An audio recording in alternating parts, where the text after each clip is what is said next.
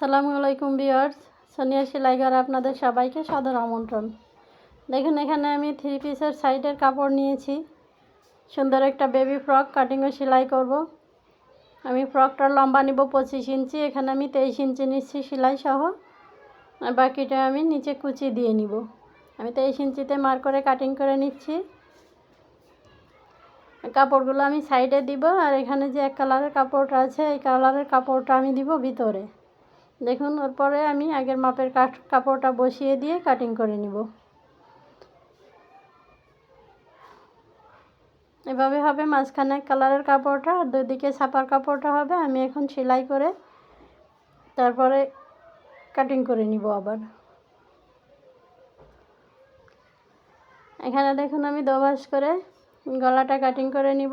গলার পাটটা কাটিং করে নিয়ে গলার জয়েন্টটা আগে দিতে হবে। এটা কাপড়টা নিলেন জাতীয় একটু সুতা উঠবে, তার জন্য গলার পাটটা আগে কমপ্লিট করে নিব। আমি পিছনের পাটটার গলা নিব 2.5 ইঞ্চি, সামনের পাটটার গলা নিব 3.5 ইঞ্চি। এভাবে আমি বক্স তৈরি করে রাউন্ড করে কাটিং করে দিব।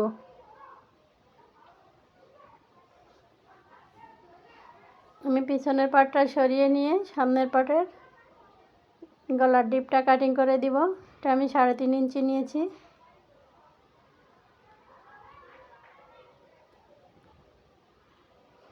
এখন দেখুন, এখানে আমি 2.5 ইঞ্চি কাপড় নিয়েছি, ছাপার কাপড় স্কোয়ার আকারে কেটে নিয়েছি। এটাকে এভাবে আমি ট্রায়াঙ্গেল আকারে তৈরি করে এক কালারের কাপড়ের উপর বসিয়ে সুন্দরভাবে এটাকে আমি একটা ডিজাইন করে দিব। আর নিচেই কুচি দেওয়ার জন্য আমি লম্বায় অনেকটা কাপড়ই নিয়েছি। ঘেরের থেকে ডাবল কাপড় নিলে কুচি বেশি পড়বে। আর এটা চওড়াতে নিয়েছি আমি 3 ইঞ্চি। এখন দেখুন, এখানে আমি পিছনে গলার জন্য 2.5 ইঞ্চিতে কাটিং করে দিব। 2.5 ইঞ্চি কাটিং করে দিলে বোতাম দিয়ে দিলে মাথায় ঢোকাতে সুবিধা হবে, বাচ্চাদের কষ্ট হবে না। এবার দেখুন, আরেকটা কাপড় আমি ওর উপর বসিয়ে দিয়ে সেলাই করে বোতামের জায়গাটা তৈরি করে নিব।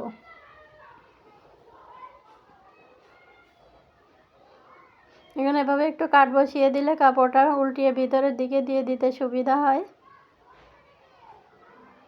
এই যে এখন আমি উল্টা পিঠ দিয়ে একটা চাপ সেলাই দিয়ে দিব।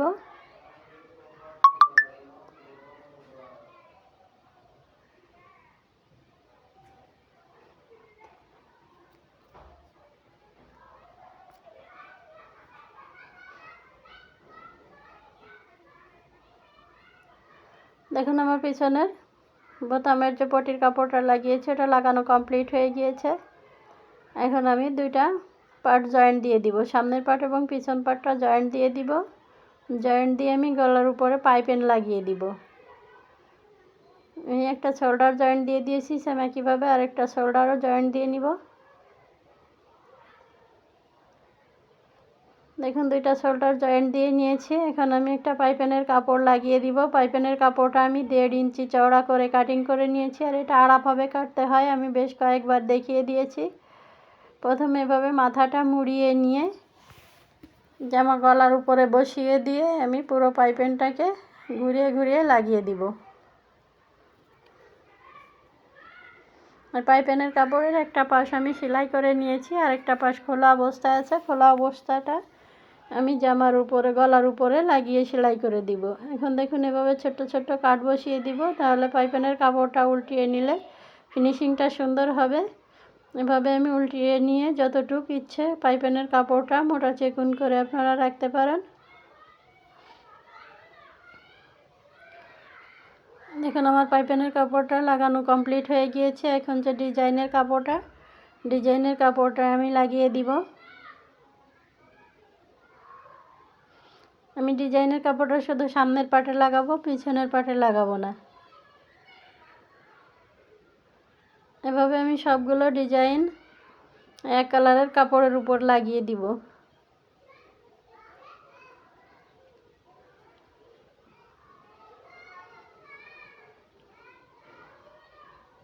দেখুন, আমার একটা পাশে ডিজাইনের কাপড়গুলো লাগানো কমপ্লিট হয়ে গিয়েছে। সেম একইভাবে আমি আরেকটা পাশে কাপড়গুলো লাগিয়ে দিব।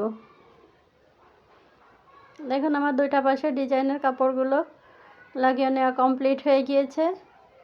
এখন আমি যে ছাপার কাপড়টা এভাবে এই ডিজাইনের কাপড়ের উপরে লাগিয়ে দিয়ে সেলাই করে দিব। আমি সামনে পিছে দুইটা কাপড় জয়েন্ট দিয়ে নিয়েছি।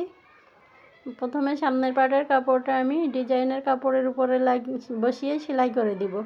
একটা চাপ সেলাই দিয়ে দিব, দেখতেও সুন্দর দেখা যাবে।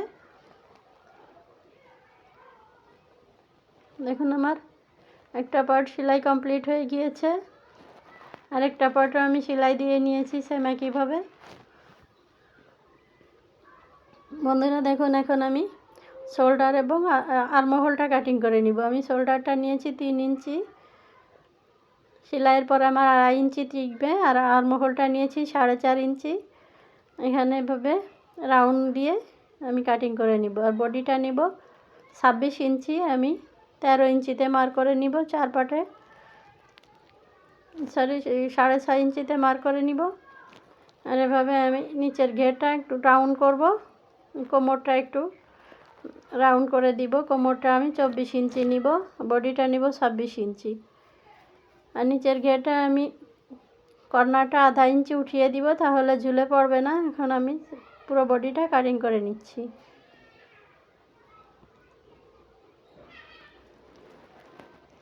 এভাবে একটু কাট বসিয়ে দিলে জামার হাতার সেলাইয়ের জন্য শেপটা বোঝা যাবে। এই যে দেখুন, এখন হাতাতেও আমি সেম গলার মতো একইভাবে পাইপিন লাগিয়ে দিব।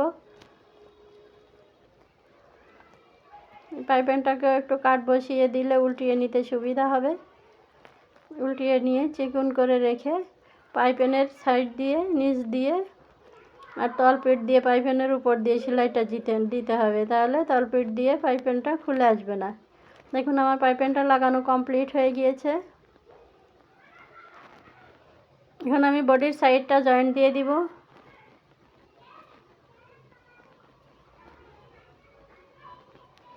দেখুন একটা সাইড আমার জয়েন্ট দেওয়া কমপ্লিট হয়ে গিয়েছে, আর একটা সাইড আমি খোলা অবস্থাতে রেখেছি, কারণ এখানে আমি কুচির কাপড়টা বসিয়ে দিতে সুবিধা হবে খোলা অবস্থায় রাখলে, তাহলে কুচির কাপড়টা ছোট বড় হবে না।